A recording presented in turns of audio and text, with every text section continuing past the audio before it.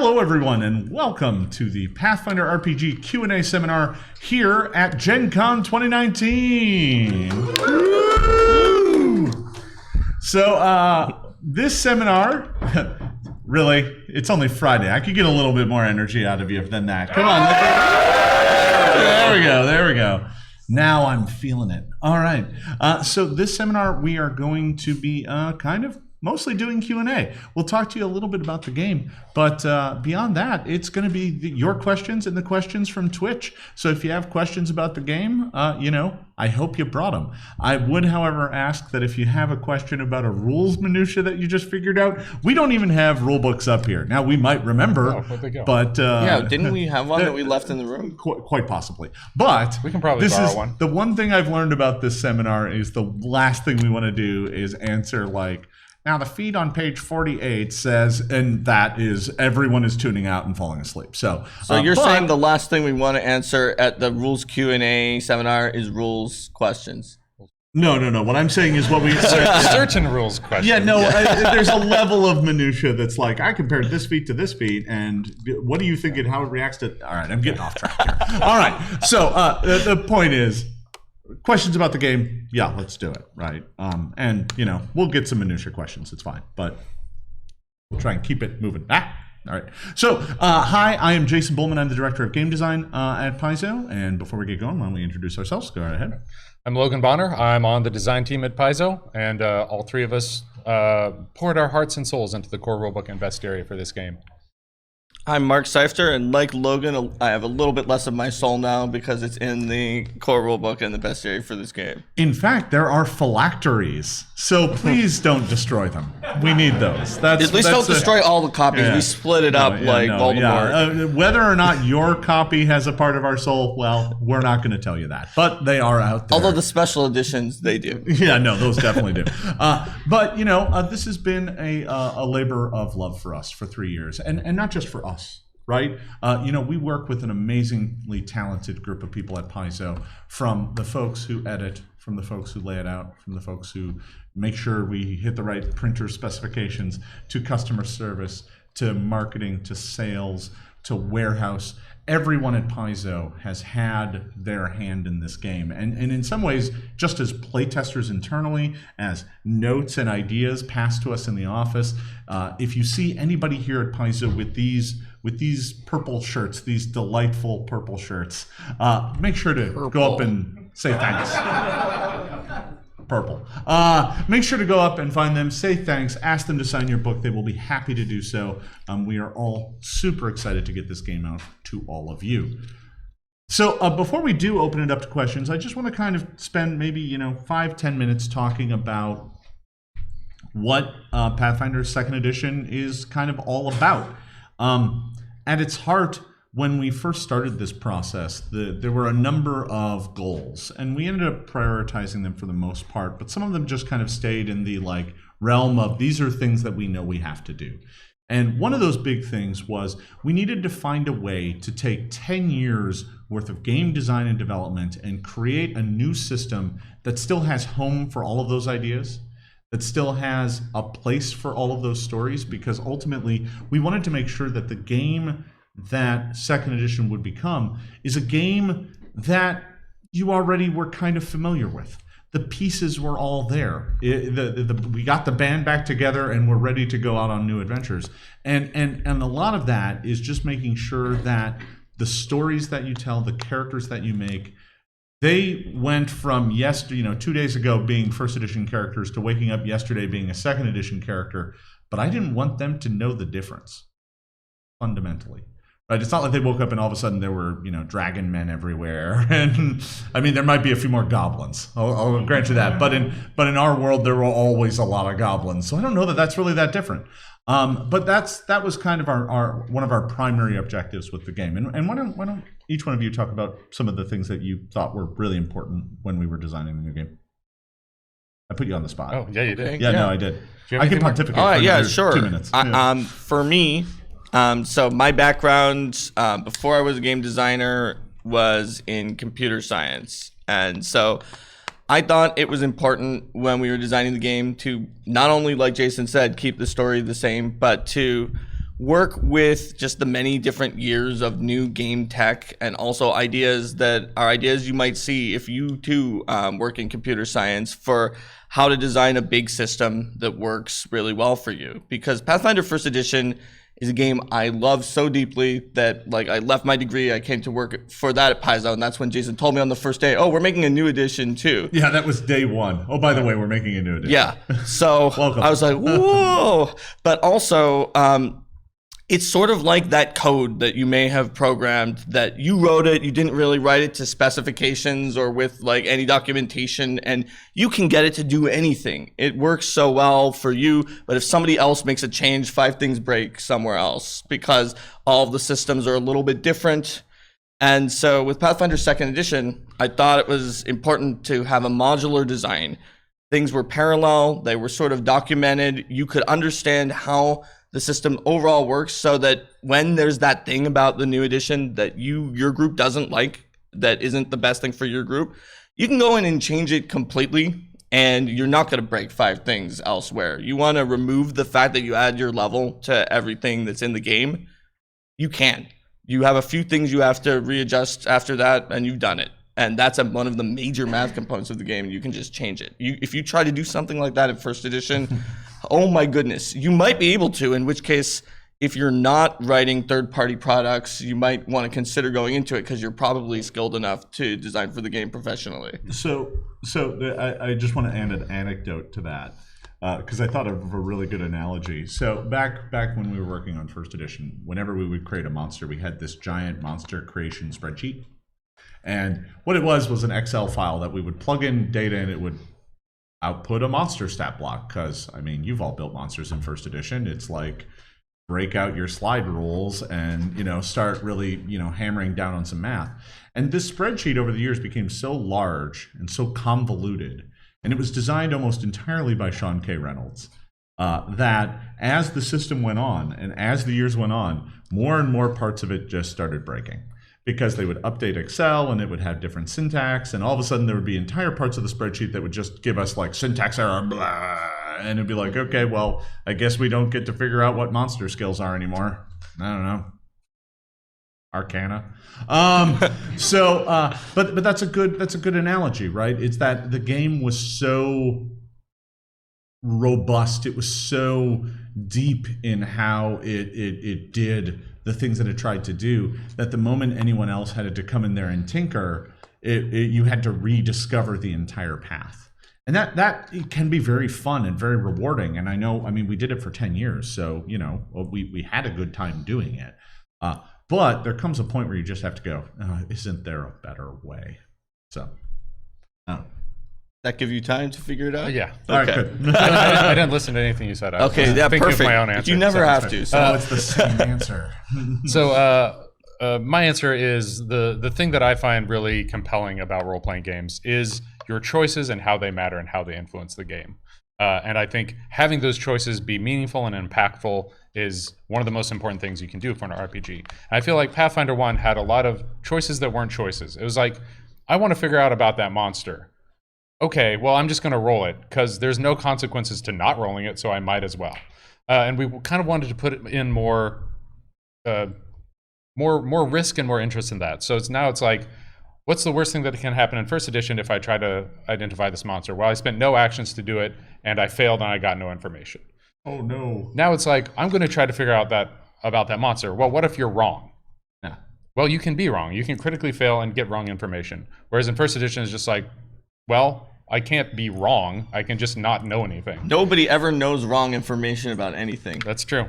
The world is really interesting that way. Yep. All hail the living God. And that was one of those things that's like that, and like when I'm picking my skill ranks at each level, it's like most of those choices, I can stray from that, but like 5 of those ranks, there's not really a choice there. I just increased the thing that I'd already increased, 7 levels in a row. So one of the things I really wanted to see was more of your choices mattering. So we kind of went with kind of fewer choices overall, but each of them mattering more. And that was one of the things I really wanted to drive home. That happens with monster design as well. It's like, well, I'm not spending all these skill points that don't matter. I am picking the skills that matter for the monster and how strong they should be. Absolutely, and I think before we open it up, I'll just say this. One of the things that we thought was super important when looking at the systems for the new game was to just figure out more elegant solutions to complex problems. So I've mentioned this before. When we looked at how you customize your character in first edition, there were a lot of different ways you could do that. You could multi-class. You could take an archetype. You could grab a prestige class. All of these were basically trying to do the same thing. They said, all right, let's bolt some new abilities onto your character at the cost of something else. And they all were trying to do that conceptual thing, but each one was doing it in a different way. And oftentimes in a way that was confusing to new players, because they would learn one and then have to learn the other one and then have to learn a third one. And all of a sudden, just to say, hey, you want to change up your character and do a cool concept? Well, there's 3 different ways you can do that. They're all different. Good luck. And if you want to be a pirate, are you a rogue or are you a fighter? Yeah, no, there were so many different ways that worked. And there's some value in that, right? Because it's like, what path do you want to take? There's lots of different paths you can take. But the drawback, I think, kind of outweighs that benefit, which is this is really complicated to explain. Now, for all of you who played first edition, I know you know this. I know you got it. And that can be a little daunting to be like, well, I didn't think it was complicated. Well, of course not. You put in the time, you did the effort, you made it past the threshold. You were there, and that's awesome, and you had a great time with it. But I'm telling you right now, for new players, that's a thing that says, I think I'm going to go play a simpler game. This is too complicated. So when it came time for second edition, we said, well, all 3 of these things are trying to do the same thing. Let's just call them all archetypes and be done with it. Let's find a way that all 3 of those things are basically just the same system. You want to customize your character, spend class feats on things that are not your class's core competencies. That's it. You're a little less wizard, you're a little more fighter. You're a little less rogue, you're a little more pirate. You're a little less champion, you're a little bit more gray maiden, right? Whatever it is that you want to have be the expression of your character, let's just find one route to do it mechanically and then open it up to as wide of a number of options as possible. That was the real moment of kind of truth, was like, can we find a way to make this as uncomplicated as possible, but still keep our options so wide and so deep that we can present you with kind of all of the amazing options and features and abilities that you come to know from Pathfinder, right? 10 years worth of archetypes, 10 years worth of classes. You could make millions of different character combinations. We're not there yet with Pathfinder First Edition. We're only at about 80,000 in the first core rulebook. But give us a few more books and we'll be right back up there, because the new system is so much more diverse than that.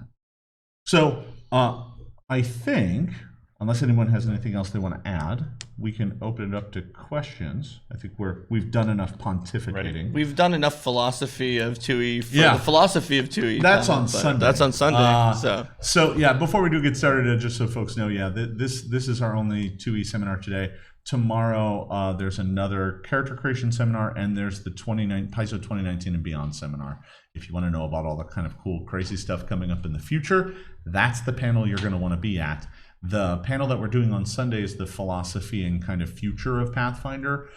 We'll be talking more about the things we talk about in the 2019 and Beyond seminar there, but you have to wait till then. We're saving all of our spoilers for Saturday.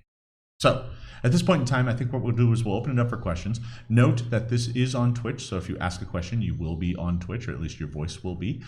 So if you'd like to just line up behind the microphone, that'd be a great way to get started. And every once in a while, we will take questions from Twitch. So those of you who are on Twitch, if you have questions, let the mods know, and they will queue you up, and occasionally the mod will jump in to ask some questions. So we'll start right here.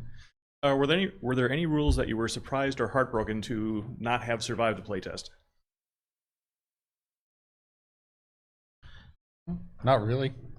I think most of the stuff survived. There were some things that we tested out that we were like, maybe. My babies that I was really worried about all made it, and you guys actually sometimes approved of them at a 90% when I thought, oh my gosh, this is going to be contentious. Like the sorcerers having all 4 of the different traditions based on your bloodline. That was one that I wasn't sure these guys would like it, and they're like, Mark, that's a good idea. So we brought it to the rest of Paizo. I wasn't sure they would like it. Like, yeah, well, let's try it. And then you guys really, really liked it. So I think all the things we changed overall, the big systems, the big rules, were things, as far as I'm concerned, that we kind of expected we might.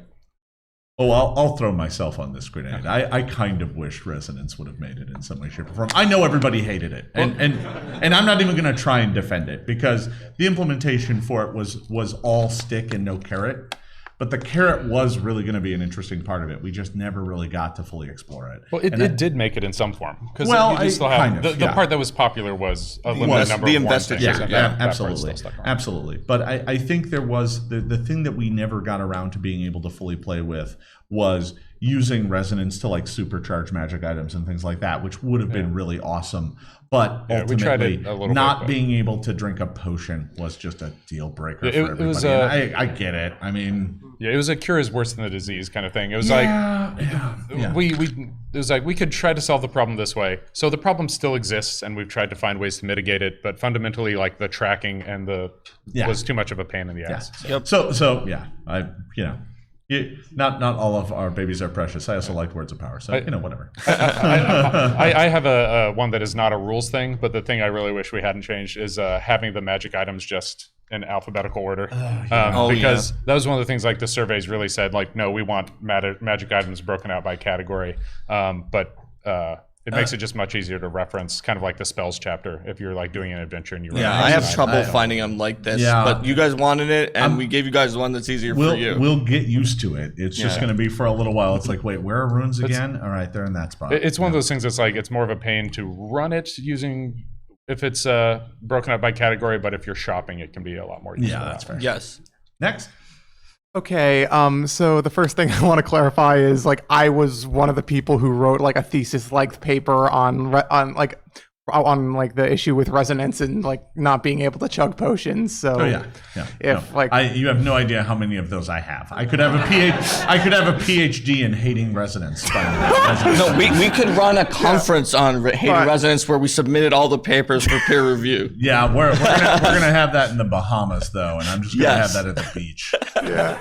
But anyway, like I've been like tinkering around with like some of the options with the with second edition, and like from what I've seen, it's pretty much possible to replicate like all but the weirdest classes from first edition: Inquisitor, Magus, Spiritualist. Like the only one that I wasn't really able to mimic was the Summoner and the Occultist, and the Kineticist. And I'm sort of wondering like, where are you guys going to go from here? Are you going to be like just focusing on these core classes and providing new options, or are you going to like reintroduce a lot of the like older classes, even though they might be a little bit redundant with the new options? So first off, I want to say that releasing, and it was supposed to go up yesterday, but I think we might have had a bit of a tech snafu. There's a conversion guide, and it's not. Don't go to this expecting this is how you change every feat in first edition to a feat in second edition. That's not what it is. That's way too complicated. But what it does do is it says, oh, what character class were you in first edition? Here's how you build a character that's very similar to that in form and idea in second edition. And we did that for all 40 classes.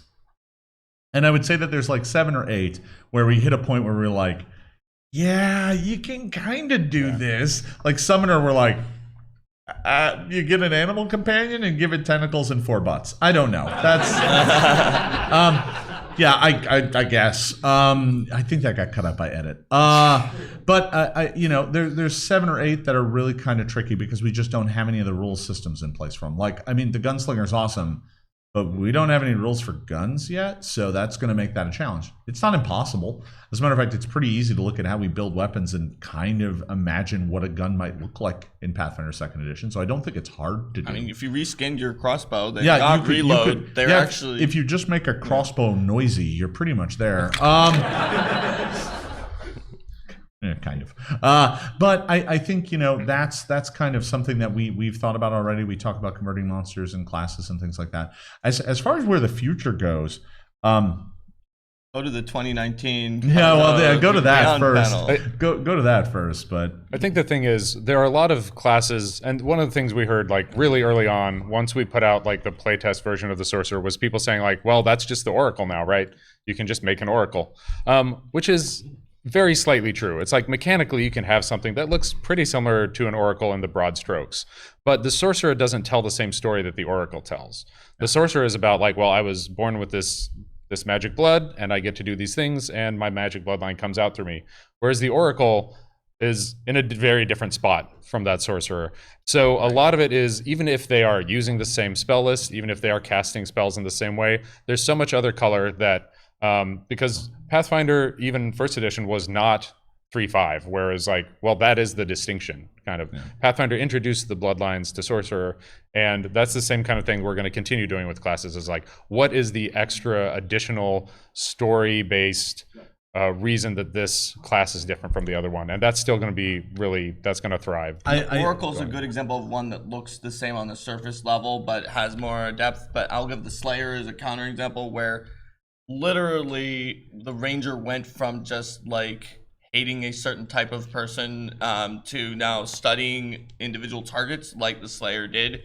So if you have a Ranger with maybe the Rogue multi-class archetype for some sneak attack, you are telling the story of the Slayer pretty much. That would be an example of one that you're pretty close already, as opposed to the Oracle, where you don't have the curse, you don't have the revelations or the mystery. Which doesn't mean a Slayer can never exist, but it means like it needs to have a new niche and a new reason for. And that brings me around to what I would add to that, is that whenever you look at one of our classes from first edition, there's two ways to look at it: from its conceptual niche and its rules niche. Right? You know, what did it do mechanically? Okay, that's cool. What did it do story-wise? That's cool. If a class from first edition, like the Oracle is a great example, kind of got its rules niche eaten by the sorcerer, right? I'm a divine spellcaster that is spontaneous. The sorcerer kind of does that pretty well right now. But there was a story niche for the Oracle that is like, I am cursed, and this didn't make it too much in there, but it is still a part of its DNA, was that the Oracle was also intended to be kind of pantheistic. You know, it's like you kind of focus on the domain, not the deities behind it. So it's like, oh yeah, no, I worship the fire pantheon. Like, that is a really cool concept that we could build interesting stuff around. So for a lot of these, there may be some re-envisioning to keep them in the family, as it were. But I think there are definitely others that we're looking at like, maybe you're just an archetype now. So we'll see. I have a Twitch question from Rico the Bold. Is there an intended time frame for when devs will start providing guidance, answers to the facts, or potential errata that folks have noticed? Sure. So we, of course, you know, the moment you send it to the printer, you start a timer. And that timer is how long until somebody finds a mistake. And it's usually only a few days. It's always depressing when we're like, damn it, there's a typo. You know, as it goes on with a book that is 640 pages long and a bestiary that's 360 pages long, over 1,000 pages, yeah, you're going to have some mistakes. You know, we have a great team of editors, a talented team of developers, and, you know, then I guess us. And, but, you know, mistakes are going to creep in.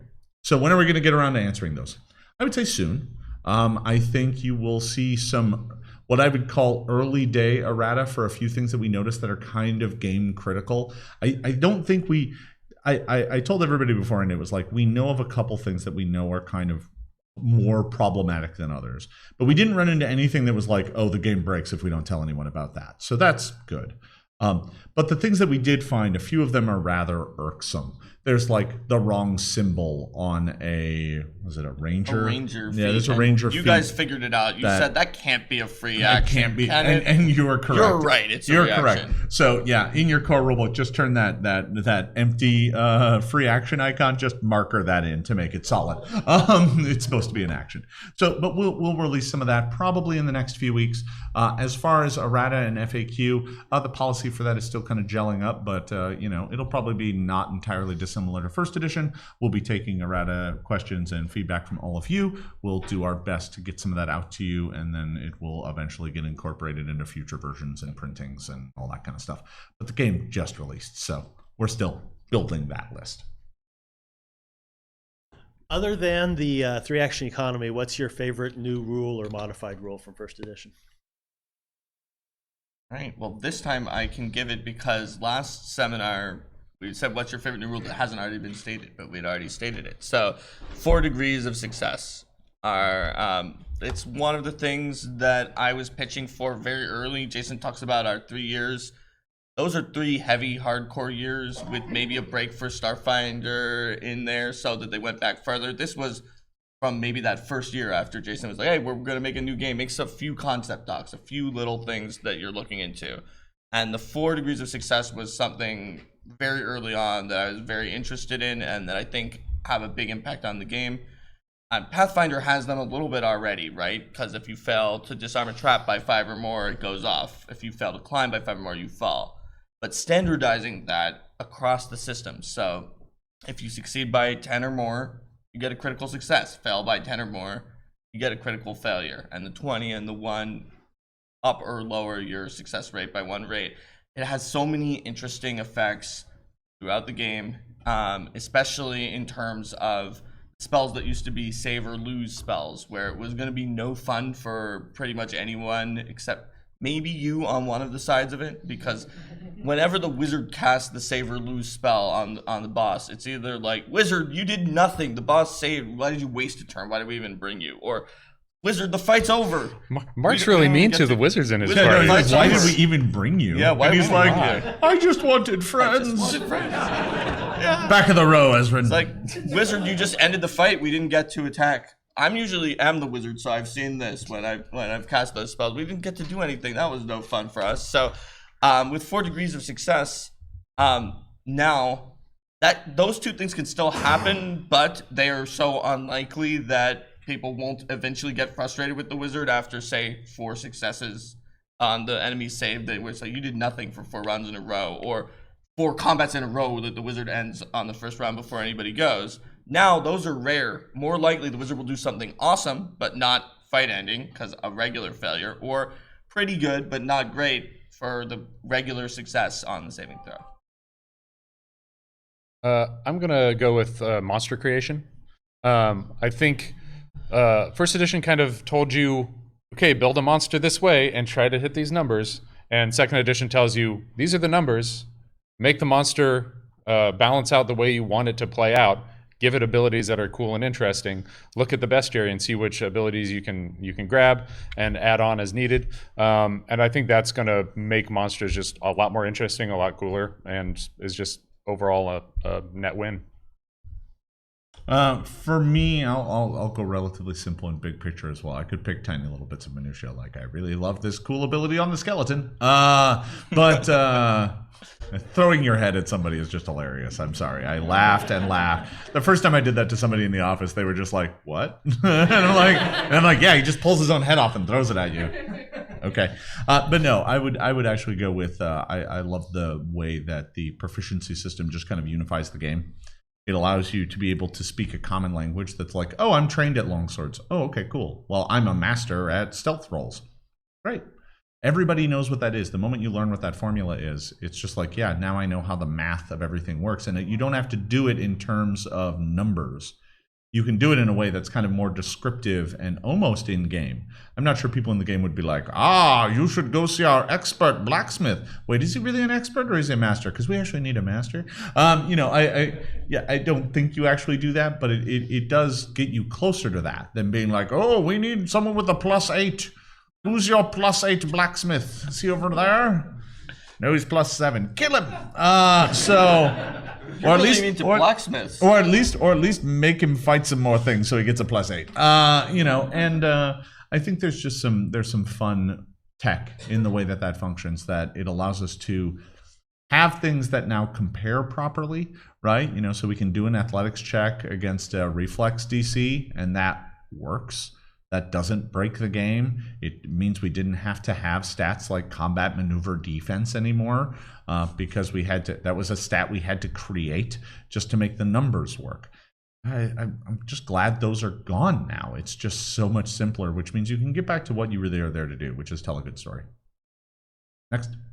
Speaking of proficiency, in the playtest, we had untrained was just your level. Yeah. And then you get your training and get extra bonuses. But in the final release, untrained is just, you're stuck with your modifier. So what caused that shift? Why is untrained now just suck it. You suck at this thing now. All of you. All of you. Or why we changed it. Yes. All of you except you specifically. No. Except for Apparently, except for you. Yeah. So no. What I'll do is I'll say this. I will say that one of the things that we realized. So we were sitting in a meeting, and I said, "Well, why not?" Because we knew a lot of people had asked for it. They said the thing that was breaking a lot of their verisimilitude, the argument we saw over and over again, came down to skills, where they said, "Why can my 15th level wizard swim through a hurricane with some chance of success? He never learned how to swim. He, in fact, is afraid of water. But if you throw him in the water, he swims like a fish. He's like an Olympian." And I was just like, okay. And so we kind of sat in a meeting, and it was just like, well, why not? Why don't we just pull it? Because what's it actually affecting? What do characters actually have that can even be untrained? And the only answer is skills and weapons and armor that they're not really supposed to be using.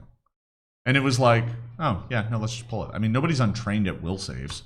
At least not yet. We'll give you that class later where it's just like, nope, I get dominated all the time. How are you guys? And I'm the thrall. I'm a 4th level thrall. Oh, Right. we don't do NPC classes Yeah. anymore. Jason. Oh, that's right. Okay. It was a really interesting meeting. There was a lot of back and forth because at first, like, everyone online was always like the wizard climbing, the wizard swimming. So like I said, well, what if we just made like climb and swim trained only and created like a Scrabble and a doggy paddle action or something like that you could do untrained that was really bad at it. And we thought about that for a while, and eventually we agreed to do the just modifier, even though in some cases, like literally, if no one in your party has the skill, it probably might have been more fun at that table if you had a chance to make the skill. But a lot of people just have their verisimilitude or their experience outside of the game. Just 70-80% of people were saying that they were wanting to go that way. That gets broken by what happens. And in some cases, you have to do something that might not be the best gameplay at a particular table to help a majority of people with the fantasy of how it plays. Yeah. That said, we added a bunch of ways to get to add your level anyway to untrained skills. And those are going to be popular at the tables of people who like those. Yeah, I was going to talk about that. So now we have a general feat that can give you your level to untrained skills, which is like, that is a significant boost if you are planning to try a lot of things with your skills that you aren't trained in. But it's not also like if you don't have it, you're not going to be totally screwed because most of those things you weren't going to try anyway. And the other thing we did was we took some things that you would kind of have to defend against using skills and move those to different things. So like grabbing an edge when you're falling became reflex instead of a reflex save instead of an acrobatics check. And a lot of those things like reflex save versus acrobatics check is kind of an area anyway that's already is like those conceptually are very close. So we kind of removed a lot of things where it's like you'd be defending with a skill now that you would be completely abysmal at it at a certain level if you Plus, even if you didn't take the feat, we created a general exploration activity called Follow the Expert. And this allowed us to get back what we wanted, which we wanted you to not have to just give up the game when the wizard had to climb a wall and the wizard was low enough level that they didn't have any spells for it yet. Or the paladin had to sneak. Right? So with Follow the Expert, if you're not trained, you follow the person who is. And for the people who, with the story in their head, can't be that the wizard's good at climbing, that's okay. The wizard is following the fighter. The fighter's doing the heavy lifting, maybe pulls the wizard up. That lets you add your level, even though you don't have the skill, and you get a circumstance bonus based on how good the other character is. They have to be at least an expert. That's why it's called Follow the Expert. So that way, the person who is good at that skill brings you up. It still does what we want, which is that you don't just suddenly have the game fail because someone's modifier is 30 less than everybody else. But it doesn't break the verisimilitude for those of you who answered that way on the survey. I think it's one of these areas of the rules that a simple change that was just like, well, it's a lot more closer to what people imagine when we say you're untrained, you don't get any bonuses at all. And that simple decision actually spawned a whole bunch of complex rules that we needed to kind of find homes for and make sure that the game worked in other ways. So Follow the Expert's a good example. We had to change it so that if somebody stuffs you in a suit of armor you're not good at wearing, you can always still take your unarmored AC bonus. that you still have. You can still be like, well, I'm unarmored, but I still take all the penalties for wearing the armor that I'm not good at. You're not automatically defaulting to the armor proficiency that you don't have, and all of a sudden your AC drops to 10. You don't stuff a wizard in armor and be like, haha, now he's easy to kill. Otherwise, instant armor would become the best debuff spell in the game once it existed. Yeah, You just so- cast it on your enemy. Yeah, You have full plate now. Oh, no. Don't. So it was things like that kind of changed up the game. Yeah, and Yep. So we have a question from Twitch from user TRDG11. In Pathfinder 2e, how would you go about adapting mass combat rules to the game? Well, a lot of those subsystems that are in the game that don't talk to your player's statistics, you can probably use right now. And that's not saying that Pathfinder First Edition's mass combat is the be-all, end-all of mass combats, or that we might not have a really cool way to interface it with Second Edition when we decide to revisit it. But for now, and I haven't done it with mass combat, but I know it well enough that it should work. But I've done it with the influence system. I've done it with verbal duels for War for the Crown. Everything that's in War for the Crown, which I've converted to Second Edition to run for my group. You can just run the mass combat from First Edition for now, because it doesn't use your player statistics. It just has like offense value and its own different stats. Yeah, and I think now that we got about 10 minutes left, let's keep these to kind of rapid fire. Yeah, no, I know time goes by, and we'll keep these rapid fire. So just one person asks, and we'll keep it succinct. We'll get through a fair number of folks. Next. So my favorite new change in the system is the actual splitting up of the spell lists into 4 spell lists. Now that we've kind of opened that box, is that always going to stay 4 spell lists, or is there going to be more different types of spell lists that happen later on down the line, or? If I have my way, and I often do, but not always, I'd prefer to keep it to 4. I don't want to add another spell list. And what we tend to do, instead of saying like, we would have to have like something really massive happen to add an additional spell list. What we usually do is like what you see with the sorcerer, where it's like, well, my bloodline gives me these particular spells, and those can be off a different spell list, or with a deity giving you a spell that is not on the divine list. We do more of those things where it's like, well, this speaks very specifically to this this class or this subset of rules, rather than making an entirely new spell list. We don't think that's going to be necessary. Time will tell, but that's the most likely That's the direction. hope, because 4 spell lists is actually really easy for us to work with. And I don't know about you guys, but by the end of the First Edition, those books were like, we have 20 pages of spells and 10 pages of spell lists because of all the different classes that we get access to them. And that's just like, forget those pages. All right. Next. What are you guys most excited about for game masters when they start planning their own adventure paths? Like, what are game masters going to be excited to find out as they're doing that? I'm glad how much time they're getting back if they're designing their own monsters and designing their own things. We put a lot more effort into kind of saying like, here are best principles, and you get the game mastery guide, you're going to see like a lot of advice on building monsters, talking about it as an art rather than a math problem. So I'm really happy with how many tools we're giving them and how we're kind of upfront telling them the best ways to use them. And just monsters. Like, I mean, let's be honest, just looking at cool monsters is so much fun now. And monsters having more cool abilities. That's... Yep. Welcome back. Hi. So in the playtest, more playtest to Second Edition questions, the weapons and armor had the extension of basically the Masterwork system from First Edition, and that no longer exists in Second Edition as far as I can tell. What drove that decision? I can answer this one. So we killed that because it was trying to do the exact same thing as Magic Pluses, and Magic Pluses are more exciting. That doesn't mean there isn't a home for that at some point in time in the future. But we realized that for the core of the game, it was making things really confusing. It was like, oh, wait, no, I have an expert +3 sword. Well, wait, is that giving me, what the hell bonus is that even giving me now? And it also got magnified by the fact that those terms suddenly meant, something kind of different.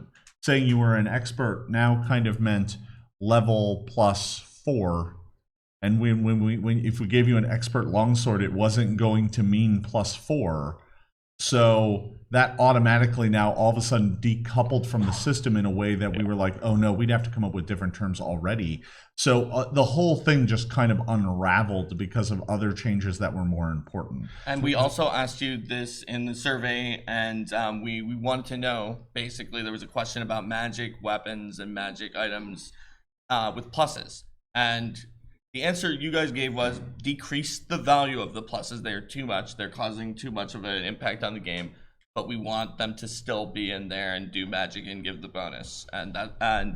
Like I was interested in what would happen if we didn't have the magic pluses anymore. But that's not the way we went. But we have said before, the Game Mastery Guide has variants and will possibly be a good home for that thing that Jason was talking about. I think I definitely want a place in the game, and I'm just gonna put a nail in this that says there are ways that you can be like, no, this is a super high quality sword made by a legendary craftsman. It's not magic, but it is awesome, and that needs to exist. We just need to find the right rules home for it that makes it not just be like, well, it's either way too expensive but still worse than a magic item, or way too cheap and better than a magic item. Like there's so many, it's fraught with peril, but I think it's something that's worth having. Next. Okay, so there was a sentence that frustrated me as a GM in the playtest that was all over it, and it's still throughout the book, and that's the DC of this check is determined by the GM. Generally, the DC of any check, sure, determined by the GM, but as a GM, what am I supposed to do with that? I don't know the intricate math of the game. I don't know how hard this is supposed to be. I'm going to tell it to you right now. Great. Is it something an untrained person should be able to do? The DC should be 10. If they are trained, it should be 15. If they're an expert, it should be 20. If they're a master, it should be 30. And if they're a legend, it should be 40.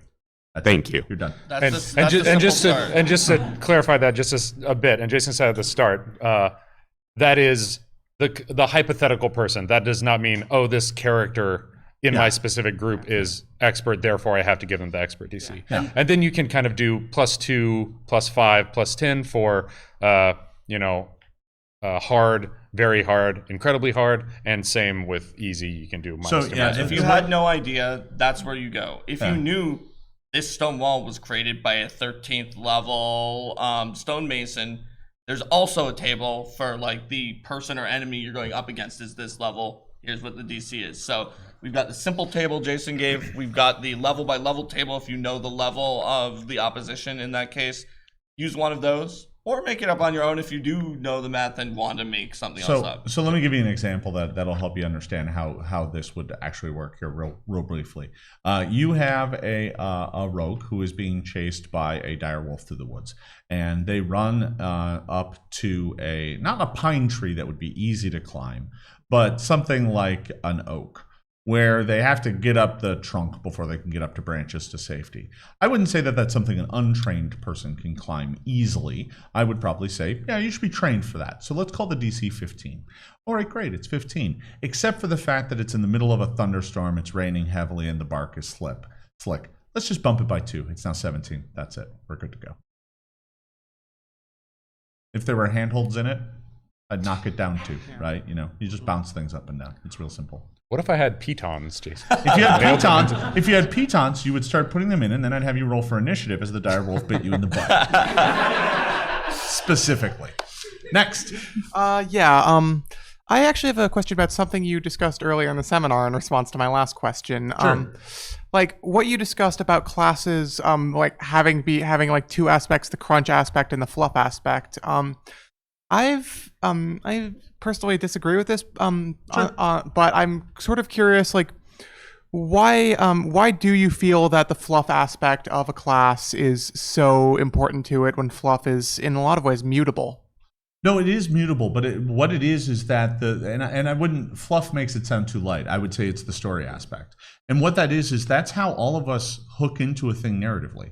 Right? I think it's really important when we're playing something that is a shared narrative and a shared story together, that when we describe it, we all have a similar picture in our heads. It doesn't have to be the same.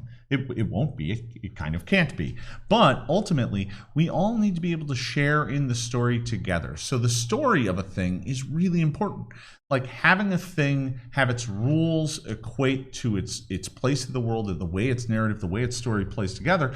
That's kind of why we do this. That's how we do it, in fact. It's that shared kind of headspace that allows us to all kind of sit around a table, put our heads together, and tell amazing stories. So when I'm looking at a mechanical piece of the game, the narrative element, although it is very mutable, it needs to come from a place that at least is understandable by everyone who approaches it, so that they can all hook into it and we can all be kind of telling the same story.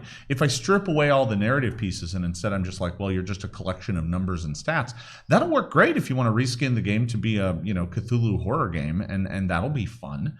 But it all of a sudden is an awful lot of work for everyone involved to make that happen. So what we're trying to do is give you easy tools where everybody can kind of share the same story. It's the reason the fighter is not just called the DPR, and all the feats don't just list the amount of damage per round that it does and no aspect of anything else. All right, so we're real close on time, so I do want to hit the last two folks who are standing. So let's hit these real quick. Sure. It seems like late in the process, apparently there were some changes with how non-spellcasters do spells, and things like wisdom for monks got dropped from the rulebook in rules text, but exists in flavor text. And rogues doing cantrips just say you can do cantrips, but none of the other information about spellcasting is there. And I expect we'll get some sort of blog about this later, sort of explaining about it. But the question from just sort of a high level is, are you expecting people to use like their primary, spell to shift to like the class's primary stat, or are you really expecting like classes to use these secondary stats for their? They pretty much all have a secondary stat for their spell. Like the champion, which does not have a typo like the monk where it forgot to say wisdom, says charisma directly in there. That is not the primary stat of the champion. Unless you happen to have a character that for some reason, because most of these martial characters, their primary stat is going to be strength or dexterity, the one they use to fight with, and that's not going to be the stat they cast spells with. Yeah, for the monk it's wisdom, but I don't think we actually listed it. Yes. Yeah, it's a problem. We forgot. That's a bug. Yeah. The online Pathfinder. Last question. The online Pathfinder Society guys have a couple of questions, but I'll keep it to one. Just one. The biggest question then will be about the monk key. We may have key just or the answered monkey? it. Oh, right. Is it Stat is actually the monk? about Well, I monkey? think you did actually. Okay, the next one is what can Magic Fang do for your animal companions since they can't benefit from an item bonus to attack? So they can still get the die. They can still get the die Right. until they're higher level and already have the die. Just Yeah. kind of like. And the die is kind of better for you anyway. So that was the trade-off, the Yeah. die instead of the hit. Yeah. Yeah. If I can sneak one last one in for wizards, where's maximize and intensify? Not Why would we we intensify is you don't need it anymore. Intensify is a thing that is directly related to an element that is not in the rules. Okay, Because what about intensify. maximize? I want to do the maximum amount of damage So- it possibly can do with a fireball. So here's the thing that's a challenge with that. The way that we allow metamagic now to affect spells is just add an action. And if we told you you can now deal max damage with a fireball by just adding one action to it, you're going to do it every single time. I'm not saying that's Break the game. Yeah, it's just too good. We would have to find a different way to balance that out. I'm not saying it's impossible that we wouldn't find a way to do it. It's but- also extremely rulesy. It's like, it kind of means your wizard knows what dice are, which is really Well, weird. the wizard is that they lay down a fireball, let's say 10 dice 6 Titan fireball, and you roll the dice. You can roll 6 ones, and then we also have the other negative with the reflex save, not even hitting critical success. on that. I would say that I think the one place where we kind of critically looked at the game was we took a very kind of hairy eyeball at anything that removed entire swaths of random chance from the game, because those oftentimes were some of the places where the game broke. And I think having spots in the game where the fighter, he doesn't get to maximize his dice ever, but the spellcasters could, led us to some spots that were really kind of problematic, especially when we were rebalancing spells to be a better, more engaging part of the game with the way the critical success strategies work. So maximizing those really kind of pushed our values into places that I don't think we could take them. I'm not saying never, but I'm saying we would need to find a better cost than just like you spent a feat and one more action. Because heightening has taken the place of empower and maximize in terms of getting more damage by raising the spell level up. Well, we are at time. So I want to thank you all for coming here today. I hope you guys have an amazing Gen Con 2019. And if you haven't picked up your books, make sure to stop by the booth or the satellite booth up here, and we will see you all at the next seminar. Thank you for coming.